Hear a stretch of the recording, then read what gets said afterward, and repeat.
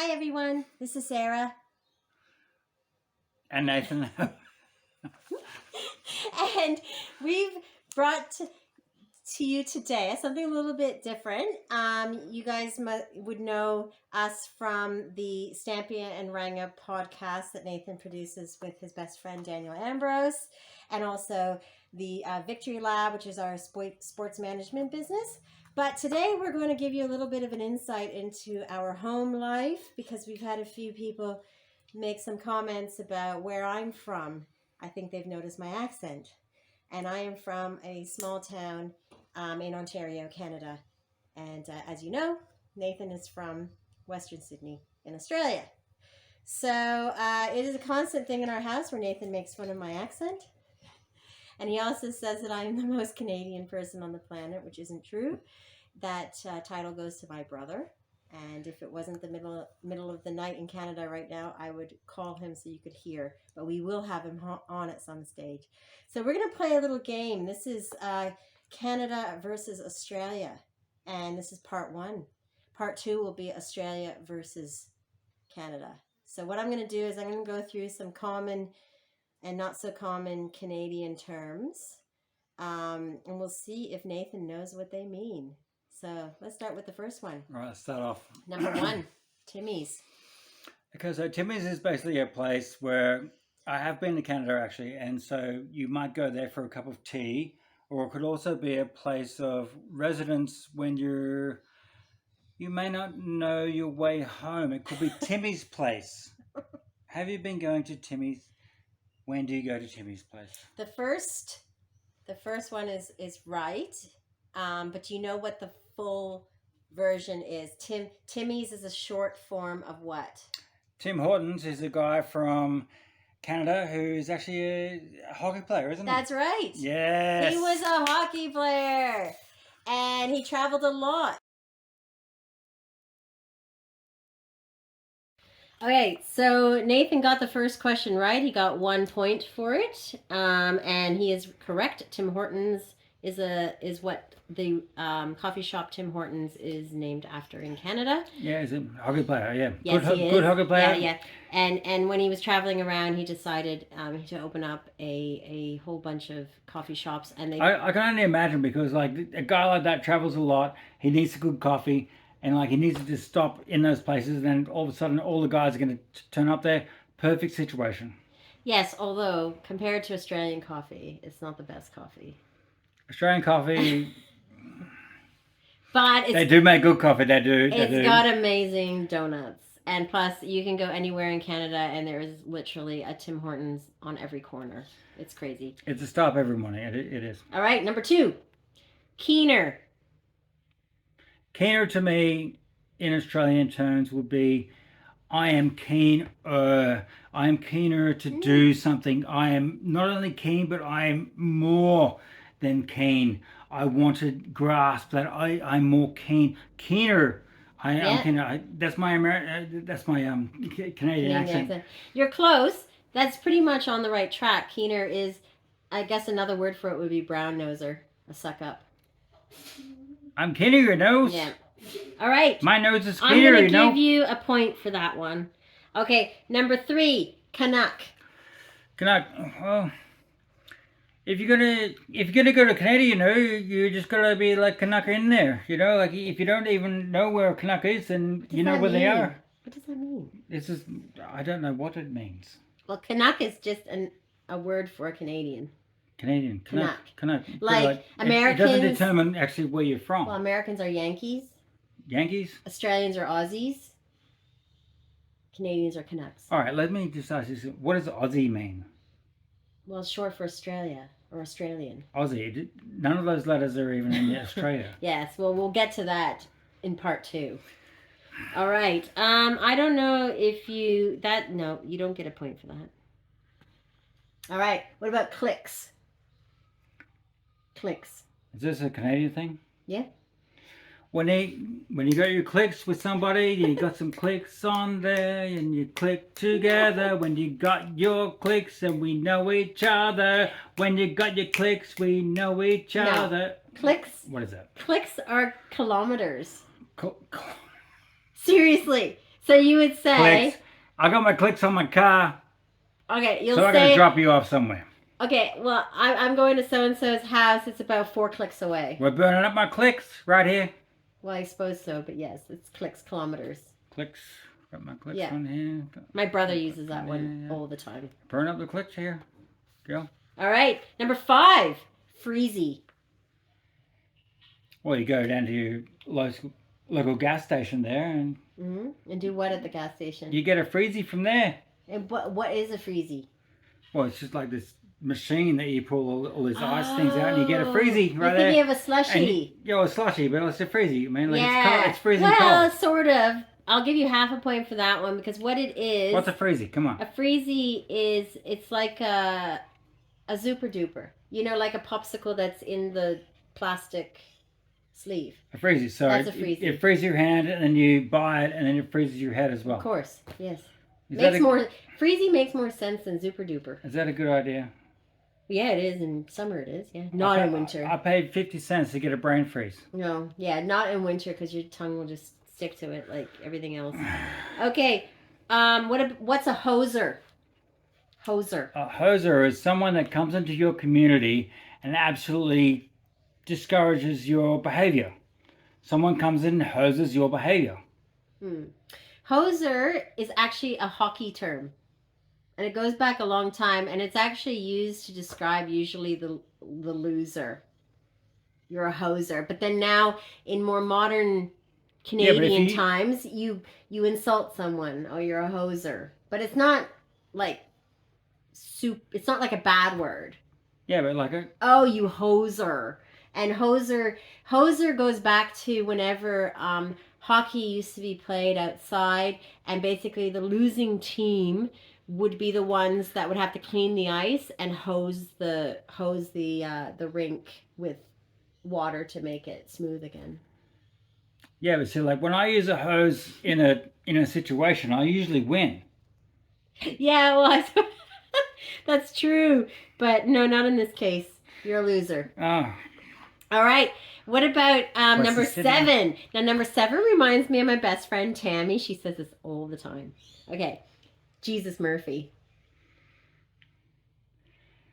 Okay, so this is a guy that you obviously don't know, and he's come into a situation where it's like he's not really in the realm of what is actually happening. It's like, Jesus, Murphy, my God, how can you even be here? Murphy, Yeah. Murphy, please conduct yourself in a Canadian manner. You're not far off, actually. It is used to exclaim something like, oh my gosh, Jesus Murphy, like, wow. But you can't believe something is happening. Oh, Jesus Murphy. It's not a specific guy. It's just an exclamation. So you're just categorizing as someone that you don't know, and he's being a... Not necessarily. Like Tammy... Jesus Murphy, my God. My friend Tammy uses it all the time, where if you're telling her a story that's hard to believe, she'll just, kind of shake her head and she'll just say, Jesus Murphy. Yeah. So I'm giving you half a point for that one. All right, number 8 reminds me of my brother Sebastian. Okay. Because, wow, I'm not going to say why. I'll say why after. Otherwise, I'm going to give too many hints. What's double-double? What's a double-double? Double-double is a basketball term where you have a double-double where you get 10 rebounds and 10 assists, or 10 free throws, or then 10 points, so it's double-double. Let's try this. Okay, I'll give you a hint. Let's link it to Tim Hortons. So if you know that it has something to do with Tim Hortons, what do you think it now means? You're getting 2 donuts and a double shot of coffee. It actually means 2 sugars and 2 milks in a cup of coffee. I'm close. I am damn close. So you could go to Timmy's and actually say, I'll have a double-double, and I'll have a box of Timbits, and they'll know what you're talking about. So I just go into Timmy's and say, I'll have 2 tin bits. And a double-double. And a double-double. Yeah, and that's my... that's 40. That is my brother's choice of drink when he goes to Timmy's. All right, number 9, Molson Muscle.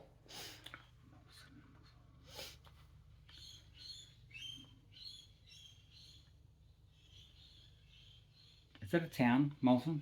No, Molson? Well, you know what Molson is. Think. Molson. Molson? What's Molson Canadian? It's a state, yeah? Iced tea? Molson iced tea? It's beer. Beer. Yeah. Molson. So, Molson Muscle, what do you think that is? It's probably a higher octane part of Molson. So obviously Molson is a town, but it's a beer belly. a bit. What? So you have a bit of. You got your Molson Muscle. Molson Muscle. Yeah. You know, you got your 6-pack. You got your Molson Muscle. Okay, Molson Muscle. All right, number 10, Rink Rat. We got more to go here, guys. Rink Rat. Rink Rat. So you're inside of one circle and you're causing a fuss. So then you have to leave that circle and then cause another fuss. And so then that previous circle, you have disturbed those people. So then to try and gather to them, then the outer circle then bounds towards them. And so then, so if you're a rat, then you have to leave. Oh my gosh. Now, it's somebody who spends a lot of time at the arena, at the rink, ice rink. There's a lot of hockey terms in Canada. Did I not? No. Number 11. What's a 2-4? Piece of timber.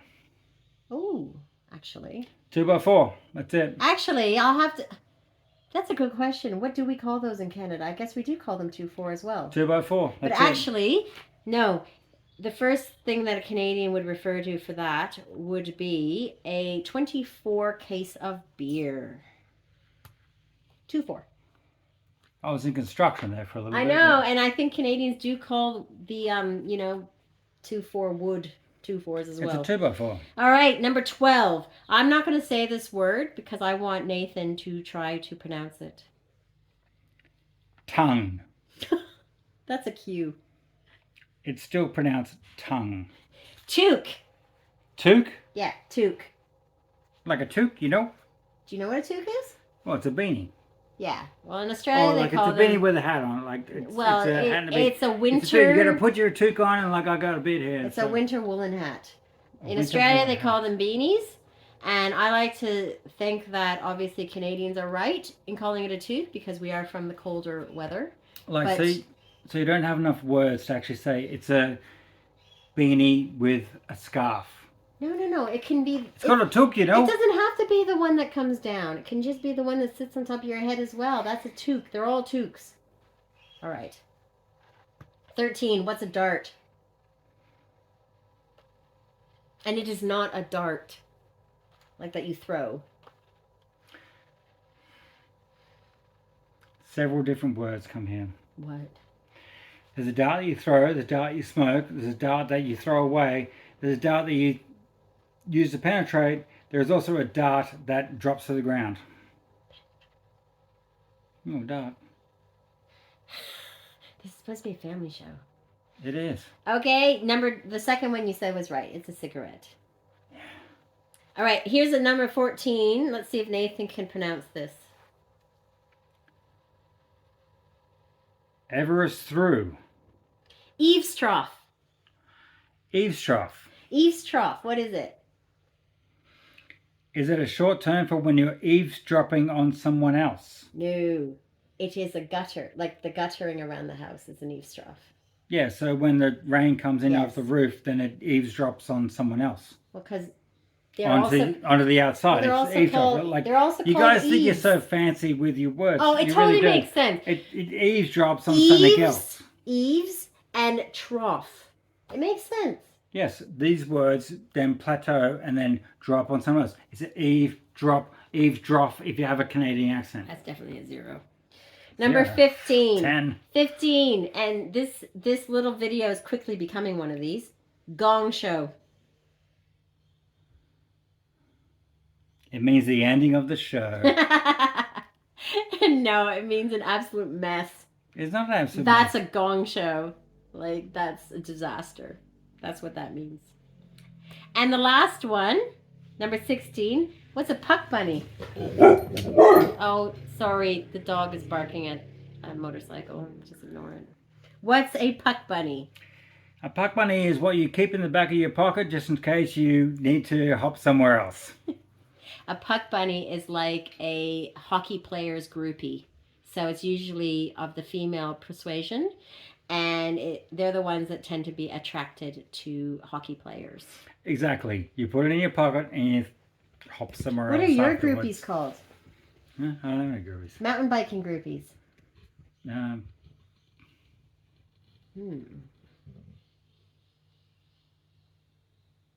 I think they would be like, would it be a bike bunny?